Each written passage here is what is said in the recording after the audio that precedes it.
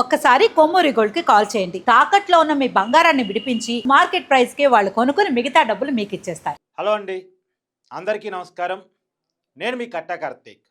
Maoist అగ్రనేత, peoples guerrilla liberation army చీఫ్గా ఉన్నటువంటి బర్షీదేవ నిన్న తెలంగాణ పోలీసుల ముందు లొంగిపోయారు. అదంతో పాటు మొత్తంగా 15 మంది లొంగిపోయారు. మీ అందరికి కూడా వార్తల్లో చూసుంటారు. ఆదివారం లేదా సోమవారం తెలంగాణ డీజీపీ ప్రెస్ మీట్ పెట్టే అవకాశం ఉంది.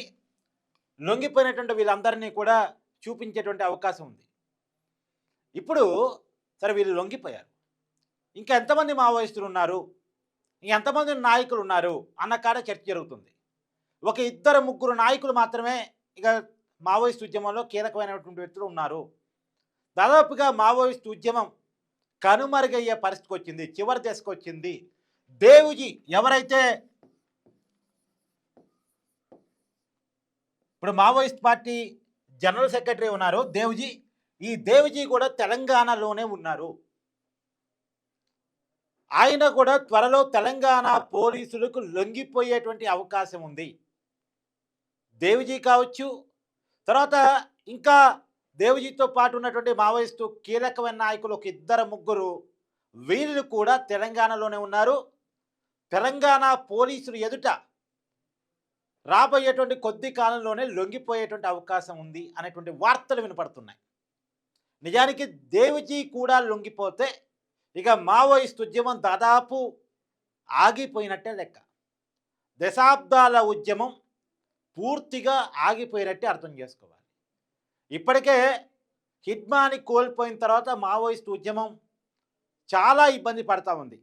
హిడ్మా ప్లేస్లోకి వచ్చినటువంటి దేవా కూడా లొంగిపోయారు. నిన్న ఛత్తీస్గఢ్ తెలంగాణ బోర్డర్లో ములుగు జిల్లా దగ్గర తెలంగాణ పోలీసుల ముందు లొంగిపోయారు. తర్వాత దేవా మీద 50 లక్షల రివార్డు తెలంగాణలో ఉందంట. ఇతర రాష్ట్రాల్లో ఇంకా చాలా ఎక్కువే ఉంది. తెలంగాణలో 50 లక్షల రివార్డు ఇతని మీద ఉంది. నిన్న లొంగిపోయినటువంటి మావోయిస్టులందరికీ కూడా తక్షణ సాయం కింద 25,000 రూపాయలు ఇచ్చారట. సో తెలంగాణలో కొంత కాంగ్రెస్ ప్రభుత్వం ఉంది, కొంత సాఫ్ట్ కార్నర్గా ఉంటారు అనే కారణం చేత కొంచెం ఉన్నటువంటి మావోయిస్టులు అంతా కూడా తెలంగాణకు వచ్చి ఇక్కడ తలదాచుకొని ఇక్కడే లొంగిపోదాం అనేటువంటి ఆలోచనలో ఉన్నట్టుగా తెలియవస్తున్న సమాచారం. అయితే ఇక్కడ మీడియా కథనాల ప్రకారం దేవుజీ లొంగిపోవటానికి తెలంగాణని ఎంచుకున్నాడా, లేదు కొద్దిగా ఛత్తీస్గఢ్లో పరిస్థితులు బాగలేవు కాబట్టి, ఒడిశాలో కూడా బాగలేవు కాబట్టి, ఎక్కడికక్కడ జల్లెడ పడుతున్నారు కాబట్టి, ఇప్పుడు ఉన్నటువంటి పరిస్థితుల్లో ఎన్డీఏతర ప్రభుత్వం తెలంగాణ కాబట్టి, కాంగ్రెస్ ప్రభుత్వం కాబట్టి ఇక్కడ కొద్దిగా సేఫ్ జోన్ అని చెప్పి తలదాచుకున్నారా, తెలంగాణలో కొద్దిగా పోలీస్ కదలికలు కొద్దిగా మావోయిస్టుల మీద తక్కువగా ఉన్నాయి కాబట్టి ఆలోచనతో ఏమైనా ఇక్కడ ఉన్నారా, తెలంగాణను స్థావరంగా పెట్టుకుని ఉన్నారా, లేదా లొంగిపోతానని చర్చ జరుపుతూ కొన్నాళ్ళు స్థావరంగా ఎంచుకునే ప్రయత్నం ఏమైనా చేస్తున్నారా? ఎందుకంటే దేవుజీ అంత ఈజీగా లొంగిపోతారు అని అనుకోవడానికి లేదు. వీళ్ళంతా తొలితరం నాయకులు, ప్రాణాల మీద ఏమాత్రం తీపి లేనటువంటి వాళ్ళు, ప్రాణం పోతుందని తెలిసే ఉద్యమంలోకి వెళ్ళినటువంటి వాళ్ళు, ఈ ఉద్యమానికి నాయకత్వం వహించినటువంటి వాళ్ళు. అంత ఈజీగా వీళ్ళు లొంగిపోతారు అని అనుకోవటానికి లేదు. కానీ పరిస్థితుల్లో మాత్రం చాలా భిన్నత్వం వచ్చింది. లొంగిపోవటం తప్ప వేరే ఆప్షన్ లేదు. మామూలుగా అయితే లొంగిపోవటానికి ఏమాత్రం మొగ్గు చూపే మనసులు కాదు, కానీ పరిస్థితులు మాత్రం వారికి పూర్తిగా నెగిటివ్గా ఉన్నాయి.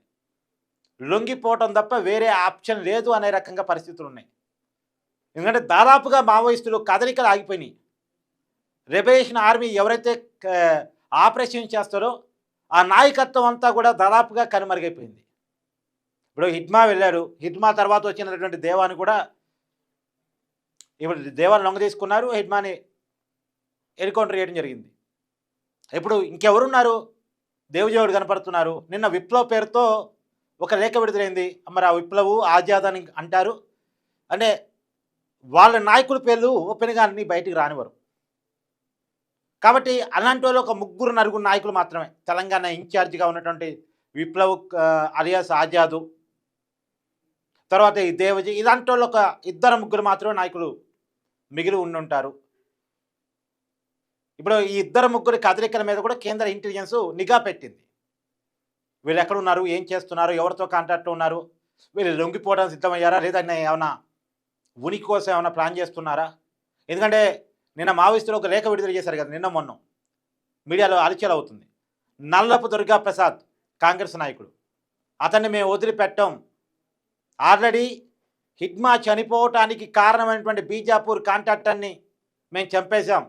అలాగే నల్లపు దుర్గా ప్రసాద్ని కూడా మేము వదిలిపెట్టాం. నల్లపు దుర్గా ప్రసాద్ అనేటువంటి వ్యక్తి ఒక పొలిటికల్ బ్రోకరు, కాంగ్రెస్ లీడరు. హిడ్మాని వాళ్ళే కారు పెట్టి ఆంధ్రాకి తరలించేసి అనారోగ్య కారణాలతో ఉన్న వ్యక్తిని హాస్పిటల్కి పంపిస్తామని చెప్పి కాల్లో తీసుకెళ్ళి ఆంధ్ర పోలీసులకు అప్పచెప్పి ఎన్నుకౌంటర్ చేపించారు. శత్రువులకు అప్పచెప్పారు. తీయని మాటలు పలికి హిడ్మాని చంపడానికి కారకులయ్యారు. కాబట్టి మేము వదిలిపెట్టాం. గతంలో నల్లపు దుర్గా ప్రసాద్కి మేము ప్రాణభిక్ష పెట్టాం, కానీ మా ప్రాణాలు అతను తీశాడు. కాబట్టి అతన్ని మేము వదిలిపెట్టామని చెప్పేసి ఒక లేఖని మావోయిస్ట్ పార్టీ విడుదల చేసినట్టుగా, విప్లవ పేరుతో విడుదల చేసినట్టుగా మనం వార్తల్లో చూస్తూ ఉన్నాం. ఆ లేఖ ఇప్పుడు సోషల్ మీడియా అలచల్ చేస్తుంది. సో ఒకవైపు వాళ్ళ ఉనికిని చాటుకోవడానికి ప్రయత్నాలు చేస్తున్నారు కాబట్టి అంత ఈజీగా లొంగిపోతారా అన్న కానీ చాలా అనుమానాలు ఉన్నాయి. కానీ రియాలిటీలో పరిస్థితుల్లో చూసినప్పుడు వాళ్ళే ఒక దుర్గాప్రసాద్ని ఏమన్నా చేస్తారా, లేదు ఆల్రెడీ బీజాపూర్ కాంట్రాక్టర్ని చంపేశారు కదా, అంటే వాళ్ళ ఉనికి కోసం వాళ్ళు చేస్తున్నారు కదా అంటే ఏదో ఒకటి రెండు ఏమైనా సంఘటన చేయగలిగే పరిస్థితులు ఎవరు ఉన్నారని తప్ప మొత్తంగా గతంలాగా మావోయిస్ట్ ఉద్యమం యాక్టివ్గా లేని పరిస్థితి, యాక్టివ్గా నడిపించే వాళ్ళు కూడా లేని పరిస్థితి. రిక్రూట్మెంట్ ఆగిపోయింది. ఉన్న వాళ్ళు దాదాపుగా లొంగిపోవటమా, చనిపోవటమా, ఇంకేదో జరిగిపోతుంది. కాబట్టి మావోయిస్ట్ ఉద్యమం ఇప్పుడున్నటువంటి పరిస్థితుల్లో నడపలేని పరిస్థితుల్లో, విధిలేని పరిస్థితుల్లో దేవుజీ లొంగిపోవటానికి సిద్ధమయ్యారా? దేవుజీ లొంగుబాటుతోటి మావోయిస్టు ఉద్యమం కనుమరుగు కాబోతుందా? ఒకప్పుడు బెంగాల్లో నక్సల్బరీ ప్రాంతంలో పుట్టిన మావోయిస్ట్ ఉద్యమం, నక్సలైట్ ఉద్యమం తెలంగాణలో క్లోజ్ కాబోతుంది. తెలంగాణ గడ్డ మీద క్లోజ్ కాబోతుంది. దీన్ని దశాబ్దాలుగా కొనసాగిన ఉద్యమం. ఈ ఉద్యమం మీద మంచి అభిప్రాయం ఉంది, చెడు అభిప్రాయం ఉంది. ఈ దారి కరెక్ట్ కాదని ఉంది, వాళ్ళ సిద్ధాంతమే కరెక్టు అని ఉంది. రకరకాల భిన్నాభిప్రాయాలు ఉన్నాయి ఈ ఉద్యమం మీద. భిన్నాభిప్రాయాల మధ్య దశాబ్దాలుగా కొనసాగిన ఉద్యమం ఇక తెలంగాణ గడ్డ మీద ముగిపోతుంది దేవుజీ లొంగిబాటుతో అనేటువంటి కథనాలు ప్రచురితం అవుతున్నాయి. అయితే నేనంటే మాత్రం లొంగిపోయిందాకా నమ్మటానికి లేదు. లొంగిపోయిందాకా దేవుజీ లొంగిపోయాడని నమ్మటానికి లేదు.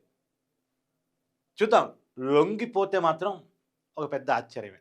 ఇక మావోయిస్ట్ ఉద్యమం, అదే తుపాకులు పట్టుకున్నటువంటి ఉద్యమం ఆగిపోయినట్టే లెక్క. ఈ అడవిలో అన్నలు లేనట్టే లెక్క. కాకపోతే వీళ్ళు కొన్ని కీలకమైన డిమాండ్ని ఇండైరెక్ట్గా ఉంచుతున్నారు.